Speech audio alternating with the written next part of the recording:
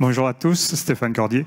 Je suis le directeur de la transformation et des sites Baccarat. Donc, Baccarat, on en parlera peut-être après, je te laisse te présenter. Et Frédéric Daniel, moi je suis responsable remédiation pour Orange Cyberdéfense France. C'est-à-dire que j'ai un rôle de coordination des moyens de réponse pour les structures en crise, donc mobiliser toutes les ressources d'Orange Cyberdéfense. On va parler du contexte. Très bien. Alors je vais vous avouer un secret, Baccarat a subi une attaque. Voilà, c'est un secret, vous garderez ce secret pour vous. Je compte sur vous, sur ce secret.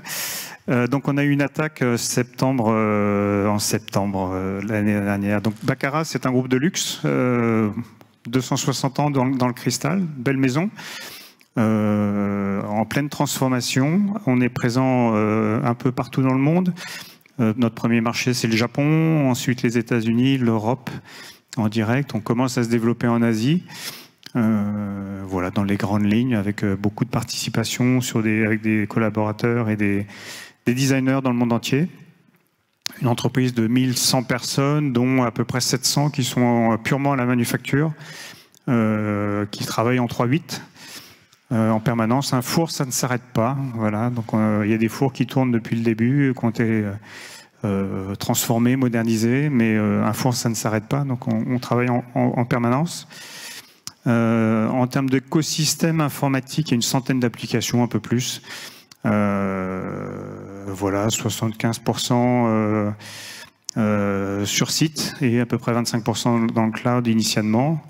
On a deux grands types d'applications. On a des applications qui gèrent la manufacture en tant que telle, la production, les ordres de fabrication, les suivis, la logistique, et puis toute la partie pilotage, marketing et commercial et stock. Voilà.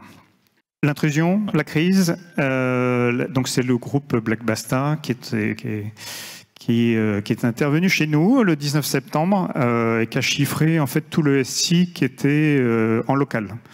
Donc que ce soit en France, aux États-Unis, au Japon, en Asie, tout ce qui était serveurs locaux basés dans les infrastructures locales de Baccarat ont été cryptés, et donc on a déclenché la crise le 19 avec Orange et Frédéric en support. Voilà. Alors c'était 2 mois et demi d'arrêt. Oui. Important quand même. Hein. Important, pas préparé.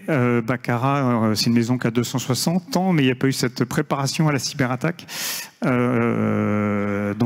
qui s'est développée de manière assez autonome sur les marchés. Donc chaque marché avait à peu près a aujourd'hui encore son propre ERP. Ils ont leur propre réseau, ils ont leur propre gouvernance sur les systèmes d'information. Il n'y a pas de DSI Group, il n'y en avait pas, voilà, jusqu'à mon arrivée. Donc il a fallu faire rapidement un état des lieux, comprendre la situation, comprendre les dispositifs à mettre en œuvre, coordonner l'ensemble des actions au niveau global avec des acteurs qui étaient jusqu'à présent relativement autonomes sur un certain périmètre. Donc toute cette démarche à mettre en œuvre dans un délai très court. Voilà. On va voir un peu en détail comment ça s'est passé au moins. Mais avant ça, juste pour reparler un peu des méthodes d'attaque plus discrètes. Alors je sais, dans l'assistance, il y en a qui connaissent assez bien ces méthodes, mais c'est vraiment pour faire un retour par rapport à ce que nous, on a vu en 2023. Parce qu'on entend en fait parler de plein de suppositions sur la manière dont les attaquants sont rentrés sur tel ou tel système. Est-ce que c'est de la vulnérabilité? Est-ce que ça n'en est pas? Aujourd'hui, ce qu'on voit quand même beaucoup, c'est plus des vols de comptes légitimes pour des accès initiaux sur le système d'information, donc par exemple des VPN sans MFA, des compromissions aussi via des supply chains. Donc on a eu des compromissions via des comptes de fournisseurs. Donc ça reste très prégnant et même plus important en fait sur 2023. Pourquoi? Parce que en fait les attaquants ils se rendent bien compte qu'on a mis de la sécurité en place. Ils se rendent compte qu'il y a des outils type EDR ou autre, et donc ils cherchent des moyens d'être beaucoup plus discrets. Donc on se retrouve avec des outils d'accès distant légitimes, des TeamViewer, des AnyDesk, tout ce qui peut être utilisé par un administrateur classique. Donc ce qui leur permet au niveau des EDR de passer plus tranquillement. C'est des reconnaissances avec des outils légitimes. Dans Netscan et dans les grands outils qu'on voit régulièrement, ils utilisent des commandes Windows classique, des applications que vous pouvez déployer vous-même sur des serveurs, des tentatives ensuite d'utilisation des vulnérabilités internes. Et donc là, on revient sur les grands sujets vulnérabilités qu'on nous met en avant depuis longtemps, mais qui sont finalement pas forcément les vecteurs d'entrée mais plutôt les vecteurs de propagation et de diffusion pour ces attaquants. Alors, comme je dis, je vais passer assez vite. Après l'élévation de privilèges, etc., on retrouve des choses assez classiques. Le chiffrement au niveau des hyperviseurs, où ils vont chiffrer directement les VMDK. Donc ça sera un sujet qu'on évoquera. Pourquoi? Parce que c'est plus compliqué d'aller chercher de l'information sur une VMDK chiffrée pour savoir ce qui s'est passé. Et puis ça vous fait effectivement beaucoup plus de dégâts. Et là, on a retrouvé les sujets de vulnérabilité et les suppressions de sauvegarde qui restent encore très importantes aussi, parce qu'on a quand même des top vulnérabilités en 2023 qui ont été sur la virtualisation, sur le réseau, sur Vim. C'est-à-dire qu'on avait quand même la possibilité d'aller récupérer des comptes d'administration à un moment donné, et sur pas mal d'applications et de systèmes de messagerie. Donc je ne m'étends pas là-dessus, parce qu'après tout, ce qui est plus intéressant, c'est d'ailleurs ce qui s'est passé pour Baccarat. Oui, c'est bien.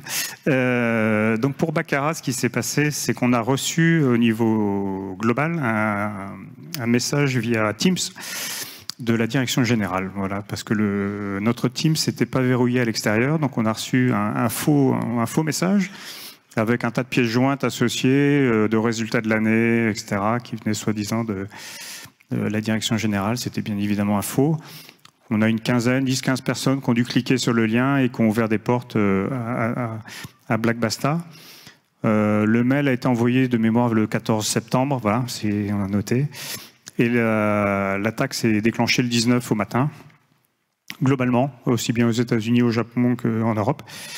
Donc la journée du 22 a été de comprendre un peu ce qui se passait, contacter l'ensemble des intervenants, travailler avec Orange assez rapidement pour commencer à mettre en place un plan de rémédiation sur la situation. On est encore dans un exemple assez court en fait entre l'intrusion et puis la réalisation de l'attaque. On est beaucoup moins dans les 90 jours qu'on évoquait à une époque, les 1 mois et demi. On en est, je dirais que ça a tendance à beaucoup se réduire. Alors par rapport à ça, on va regarder un peu les mesures, mais au-delà des mesures elles-mêmes, sont des éléments qu'on voit assez régulièrement. Vous êtes plutôt public averti, mais c'est plutôt les difficultés derrière pour mettre en place ces mesures dans la crise. Ça permet aussi du coup de se dire qu'il y a un intérêt à le faire avant. Surtout, on démarre la journée dans le noir, puisqu'on n'avait plus de réseau, on ne connaissait pas l'ampleur de l'attaque. Donc on devient très suspicieux. Est-ce que la messagerie est attaquée? Est-ce qu'ils ont des droits d'entrée sur la messagerie? Est-ce qu'ils arrivent à lire nos emails? Est-ce qu'ils lisent certains messages, etc. On a eu des doutes sur certaines opérations parce que de temps en temps, on voulait lancer des opérations et on voyait des réactions sur le réseau qui paraissaient pas forcément normales. Donc, on est dans le noir les premiers jours, donc c'est pas forcément. C'est dans ces cas-là où il faut mettre en place. La préparation est importante. Il y avait un point sur connaître son SI. Ce qu'on dit toujours, c'est bien de connaître son SI, d'avoir une cartographie applicative, réseau, infrastructure. On a même tendance à dire qu'au final, l'attaquant a une meilleure connaissance du SI que vous. Comment ça s'est passé pour vous? Est-ce que c'est quoi un peu les éléments qui en ressortent là-dessus? Pour nous, la difficulté, c'est ce que j'ai expliqué au début, c'est que les marchés Japon, US, etc. étaient assez autonomes jusqu'à présent. Donc, ils avaient leur propre réseau, leur infrastructure. Ils géraient de leur côté leur politique de sécurité. Donc la première chose à faire, c'était de faire un état des lieux, d'avoir des cartographies, de comprendre comment était structuré le réseau, est-ce que les équipements réseau étaient à jour, voilà, de faire un petit état des lieux dans l'urgence, de récupérer la documentation quand on l'avait, parce que beaucoup de serveurs, de fichiers, etc. étaient cryptés, donc on n'avait pas forcément accès à pas mal de données de base. Donc première étape. Mais après, on parle beaucoup de préparation à la gestion de crise, d'avoir tous ces éléments de contact d'urgence, d'avoir les moyens de communication. Est-ce que par rapport à ces éléments, et du coup vous n'étiez pas préparé, est-ce que selon vous, ça aurait pu aider à réduire un peu ce délai ou à être plus efficace dans les premiers temps? Alors j'ai l'inconvénient ou l'avantage d'avoir subi deux cyberattaques dans 2 entreprises différentes. J'avais un peu de retour d'expérience, mais c'est vrai que Baccarat est une petite entreprise, une ETI. Le conseil de direction connaissait pas, n'avait jamais eu ce type d'expérience. Ma vision, c'est qu'aujourd'hui sur le marché, la partie informatique je dirais qu'elle est un peu plus facile. La plus grosse difficulté, c'est vraiment de gérer la crise, gérer la communication, gérer les clients. gérer le stress, gérer l'accompagnement nécessaire et la mobilisation des équipes. Bon, j'avais l'avantage de connaître déjà Orange pour une précédente cyberattaque, donc on a pu rentrer en relation assez facilement et démarrer. C'est pas le moment de faire un appel d'offres quand vous avez une cyberattaque pour savoir quel va être le meilleur acteur pour vous accompagner. Donc si vous avez anticipé ce genre de choses, c'est quand même plus facile. Voilà, tout simplement. Alors les autres aspects, c'est parti accès au système d'information, la maîtrise de ces accès. Donc moi, j'ai renoté un peu des éléments qu'on va appeler, on va mettre dans le cœur de confiance, même s'il y a surtout les deux principaux au-dessus. Mais si on regarde la partie segmentation, ségrégation réseau, ce qu'on disait, c'est qu'il y avait quand même beaucoup d'interconnexions entre les sites, entre les pays, et pas forcément de contrôle entre tout. Donc c'était un grand loft en termes d'image. C'est ce que je donnais en image au comité de direction, c'est que une fois rentré dans Baccarat, c'était un grand loft. On avait accès à toutes les pièces, toutes les documentations, voilà, tout. Et l'avantage, l'intérêt de segmenter en réseau, c'est de mettre des barrières et d'avoir des portes à ouvrir pour nos attaquants, tout simplement. Voilà. Donc on était un grand loft et on essaye aujourd'hui de segmenter un peu plus l'ensemble de notre réseau, mettre en place des passerelles de sécurité un peu mieux gérées, contrôlées. Voilà. Et la segmentation en pleine crise, quel retour là-dessus? Nous, ce qu'il faut voir, c'est que pendant 1 mois et demi, c'est pas loin, mais j'ai plus le souvenir des dates, mais presque 2 mois, on n'a pas eu de réseau du tout. Donc ça veut dire pas d'internet. Heureusement, une majorité de nos ERP sont en cloud. C'est bien parce qu'ils n'ont pas été attaqués. L'inconvénient, c'est qu'il faut du réseau pour y accéder. Donc la segmentation, on l'a fait plus tard dans la reconstruction. Au bout d'1 mois et demi, 2 mois, on a commencé avec des accès 4G, déployer des accès 4G, des antennes 4G tout simplement, des téléphones, la répartition, avant de pouvoir attaquer vraiment la segmentation et segmenter les réseaux. Ouais. Il a fallu changer des équipements techniques, du coup il faut trouver des fournisseurs, la disponibilité des équipements n'est pas forcément évidente. Ouais. Il y avait un autre sujet, c'était sur les accès externes VPN, l'authentification forte à mettre en place. Donc, on dit toujours qu'il faut le faire, mais au final, avec les utilisateurs, c'est pas si évident. Non, il râle très vite et très rapidement après la crise ou pendant la crise. Du coup, aujourd'hui, on a fermé tous les accès VPN. Comme ça, c'est réglé. C'est le plus simple. Il y a juste des accès sur Office 365 avec le MFA qu'on a mis en œuvre, bien évidemment, parce que là encore, une découverte, c'est qu'on peut avoir mis en place le MFA. Donc, les Américains, par exemple, le marché américain avait déjà mis en place le MFA. Mais les règles d'application du MFA n'étaient pas forcément très bonnes. Voilà. Donc, c'est pas parce qu'on l'active et que sur le papier, c'est marqué, c'est coché, hop, ils ont le MFA, que c'est forcément bien fait. Et que derrière, il ne faut pas mettre en place une politique sur le MFA de contrôle au niveau global. Ouais. Et pour les utilisateurs, comment ils ont accepté comment on a pu leur faire utiliser le MFA, parce qu'il y a comme des utilisateurs sans téléphone professionnel. Alors, globalement, la crise a été un élément assez fédérateur. Je ne dis pas que les équipes ne l'étaient pas avant, mais on a eu beaucoup de mobilisation. Donc l'équipe informatique qui est sur le site de Baccarat, c'est 10 personnes, hein, pour donner un dimensionnement, donc ce n'est pas des grosses équipes. Mais rapidement, des gens de la production sont venus nous aider. Il a fallu reparamétrer des imprimantes, faire des copies papier, etc. Faire de la logistique, faire de la communication. La communication est compliquée à gérer quand on n'a pas d'email, quand on n'a pas les sujets au début. Donc voilà, on a eu une forte mobilisation des utilisateurs. Ils ont bien compris l'enjeu derrière. Les gens sont très attachés à la maison. Quand une maison a 260 ans, ça se comprend. Donc les utilisateurs aujourd'hui comprennent, ont bien compris sur le moment, en tous les cas. Aujourd'hui, beaucoup reviennent en disant bon, maintenant que c'est passé, qu'est-ce qu'on fait? Voilà, c'est un peu cette gestion dans la durée qui peut être plus ardue à gérer. Alors, un élément que j'avais gardé pour après, qui est la partie Active Directory, sécurisation, durcissement, parce que ça a été un gros sujet. Alors, pareil, je ne vais pas m'étendre sur la notion de surtout l'Active Directory. Je crois que vous avez plein de conférences autour du sujet. Je serai les experts en parler plus longuement. Mais il a quand même fallu retravailler la façon dont les Active Directory étaient interconnectés. On les a refait tous, tout simplement. On a tout refait. Là encore, parce que un peu comme le MFA, il y avait des politiques de gestion différentes, une gestion de droit, de politique de droit qui étaient différentes par marché, une connaissance en interne des équipes qui était limitée, tout simplement. Donc voilà, l'accompagnement était important sur la reconstruction complète de l'ensemble des Active Directory. On a repris la main d'ailleurs sur l'Active Directory, on a recentralisé les Active Directory.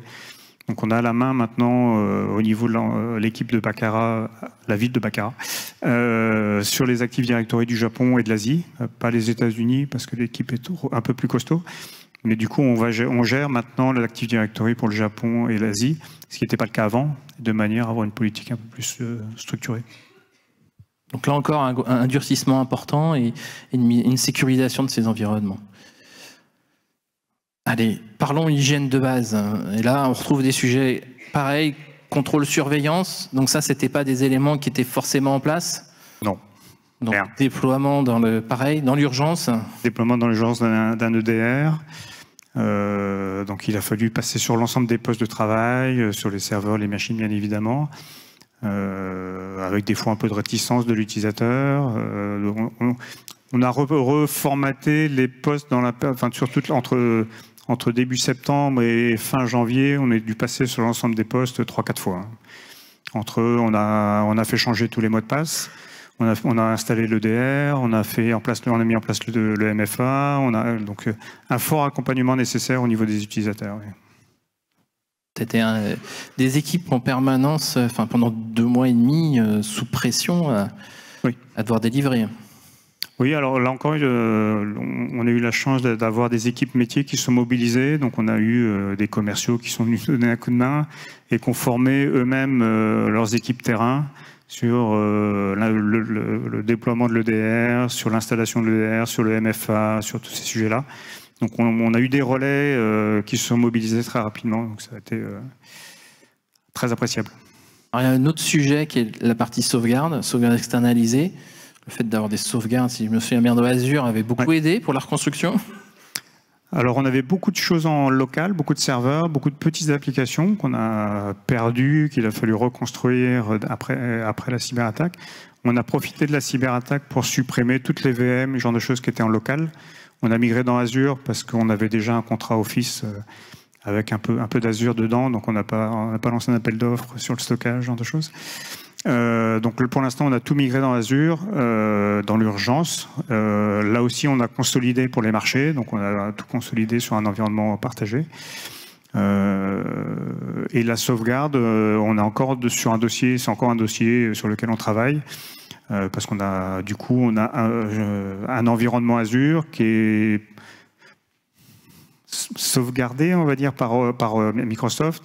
C'est pas forcément suffisant, donc on veut aller un peu plus loin dans la partie sauvegarde, on veut ouvrir d'autres comptes dans le cloud, partager ça différemment. Donc c'est encore un dossier qui est en réflexion et en travail. Ouais. Donc avec cette migration de Azure, la partie gestion du système d'information, l'obsolescence, l'administration sécurisée, le patch management, c'était des sujets est-ce qu'ils se sont simplifiés ou au contraire Je ne sais pas si l'informatique est jamais simple, mais non, la complexité, c'est que du coup, les équipes chez moi ont une petite maîtrise de ce qu'est le cloud, mais pas forcément l'expertise. Donc du coup, ce que c'est qu'une gestion cloud, ce que c'est la sécurisation d'environnement cloud, la gestion tarifaire dans le cloud, ce genre de choses, il faut la maîtriser un minimum, et du coup, là encore, ça se fait dans l'urgence. Donc on est accompagné, on a pris un expert pour nous accompagner, qui vient de chez RSSI, qui vient de chez Orange d'ailleurs, merci, pour nous accompagner sur les bonnes pratiques et mettre en place un peu de la gouvernance et de la formation sur les équipes. Voilà. Il y a un sujet le dernier sujet que j'avais un peu en tête et qui du coup est très en lien avec ce que je vous disais sur les typologies d'attaques, c'est le contrôle des outils utilisés sur l'ESI. Ça, c'est quelque chose qui a été un peu moins pour l'instant traité, mais c'est la limitation des outils d'exploitation sur le système d'information, éventuellement travailler en whitelist. Ça, c'est encore des choses à construire. Oui, c'est à construire complètement. Oui. La gestion des droits des utilisateurs qui a le droit d'avoir accès à telles applications, ça reste encore très artisanal, on va dire, côté Baccarat. Ça reste une petite maison, donc c'est un peu un réveil dans l'urgence sur les bonnes pratiques à conduire en termes de cybersécurité, en termes de gouvernance, en termes de pas mal de dossiers. Alors l'avantage, c'est que ça nous aide aujourd'hui. Voilà, c'est vis-à-vis du board. J'étais encore avec le board hier soir. Donc il y a une sensibilité importante du board, du comité de direction, des utilisateurs, de l'urgence à débloquer des budgets, à développer de la gouvernance, à mettre en place des choses. C'est le bon point. Maintenant, il faut du temps, il faut de la préparation. Ouais. Donc là, 18 mois. Oui, c'est 18 mois de feuille de route construite, donc à plusieurs mois après l'attaque. Ouais. Donc ce statu quo, c'est de travailler avec le COMEX. Et puis cette question de pic d'attention, oui, toujours... un peu sport. Un petit rétexte. Ce qui est compliqué, je pense que la partie informatique, globalement, c'est reconstruire. Je sais que c'est un peu mécanique. Il faut installer des serveurs, il faut mettre en place de la gouvernance, de la sécurité. Quelque part, c'est notre métier. Donc, on est sur des terrains un peu plus connus. Ce qui est plus compliqué, c'est gérer la communication de crise. L'avantage au niveau de Baccarat, c'est qu'on a communiqué tout de suite. Voilà, on a annoncé qu'on était attaqué. On a communiqué très largement nos clients dans la presse, auprès de tout le monde. On a été très transparent sur les risques. On a appelé tous nos clients, voilà, pour les prévenir. On les a appelés individuellement. Les grands clients, bien sûr, les clients qui passent, qui sont passagers moins, mais on a communiqué largement pour préparer ça. Et aujourd'hui, c'est de construire la roadmap pour la suite. Quel système d'information? Et là, on est en train de se poser pour justement poser les prochaines briques sur les 18 mois qui viennent. En partie dans l'urgence, parce que j'ai une pression du board, pour éviter que ça revienne, que ce serait un peu dommageable pour la maison. Donc il y a une vraie sensibilisation en tous les cas du COMEX. Et voilà, on est en train de développer, mettre en place une feuille de route, les budgets nécessaires pour éviter que ça revienne trop rapidement ou qu'on arrive à maîtriser un peu mieux. Ça reviendra, hein. Je pense que de toute façon tout le monde est préparé à ce que ça arrive et que ça revienne aujourd'hui, mais c'est de se préparer et d'arriver à avoir des méthodes les plus sécurisables possibles et des redémarrages le plus simples possible. On a été embêté, j'ai encore 5 minutes avant les questions, on a été embêté sur des choses bêtes. On fait bien évidemment des expéditions dans le monde entier. On a été embêté sur, par exemple, l'outil de déclaration en douane, qui est un outil qui est en ligne aujourd'hui, qui est fourni par l'État français. Comme on n'avait plus de réseau, plus d'expédition à l'international. Ça paraît bête, on ne peut plus faire d'expédition avec des formulaires papier de déclaration sous douane. Donc il a fallu trouver des partenaires qui ont bien accepté, des transporteurs, de faire des déclarations sous douane pour nous. Donc voilà, c'est des petites choses comme ça qui ont forcément des impacts au niveau de vos organisations. Souvent l'ERP, vous le maîtrisez. C'est souvent ce qui est périphérique qui peut être embêtant. Dans un cas précédent, moi, c'était l'incapacité de faire les fiches de paye parce qu'on avait le système RH fonctionnait, hein, il était disponible, on avait tout le système. Mais les RH avaient besoin d'un fichier qui était sur un serveur, crypté, partagé et perdu. Donc, il était dans l'incapacité de faire les fiches de paye.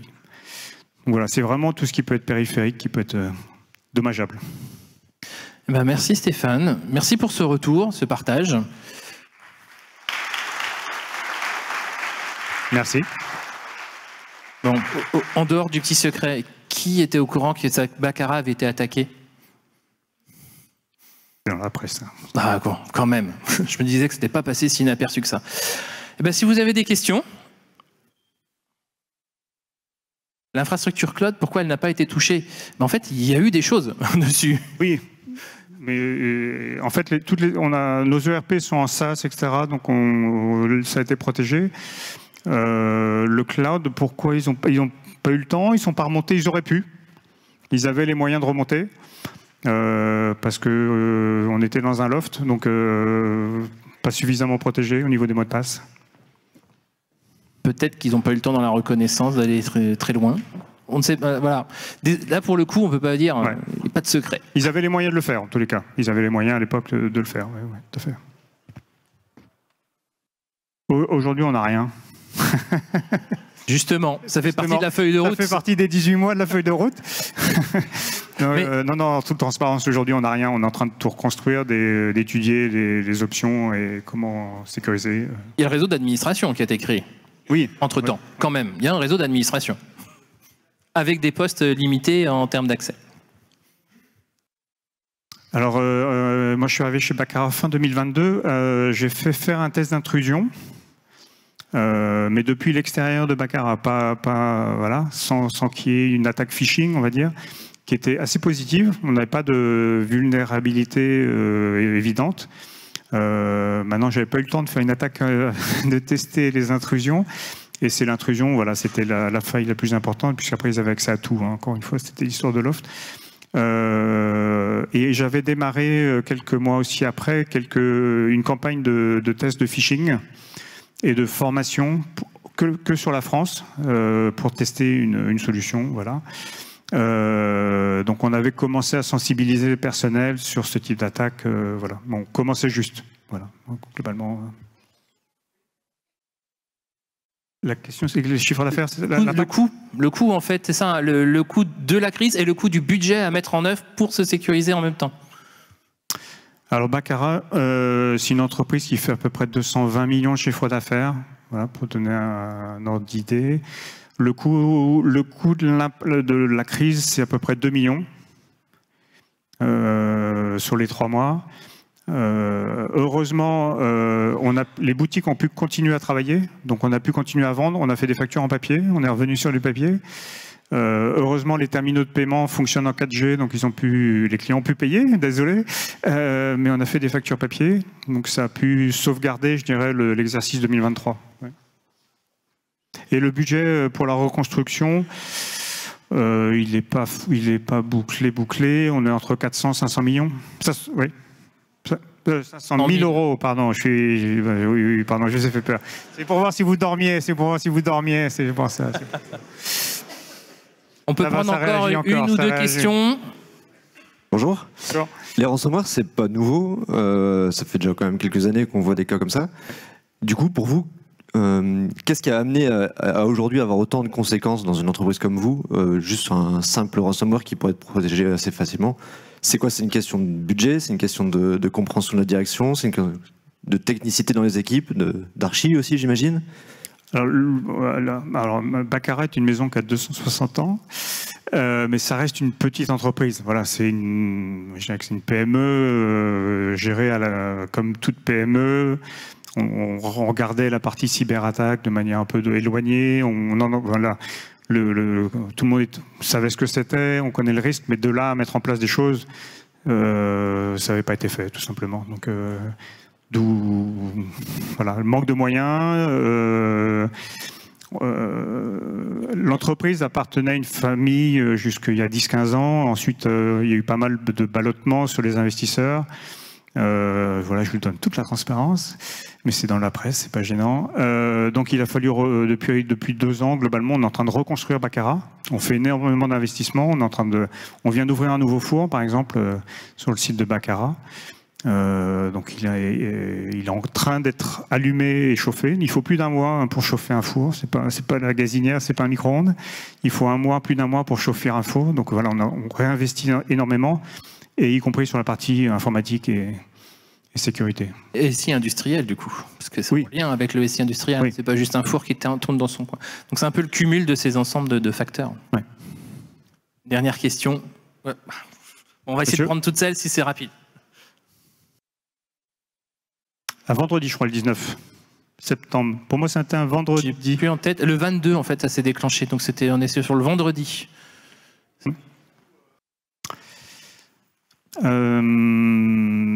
Bonne question. Je pense qu'on a bien réagi, sans vouloir me jeter des fleurs. J'ai fait couper les réseaux tout de suite, comme on était dans le noir. J'ai communiqué très rapidement au niveau global. On a monté une cellule de crise dans l'heure. J'ai prévenu le comité de direction. On s'est mobilisé tout de suite. Donc ça a été relativement bien pris en charge, en fait. Au moment où les gens ont cliqué, par manque de sensibilisation, je vais dire, de l'équipe informatique, on n'a pas été assez loin dans l'analyse.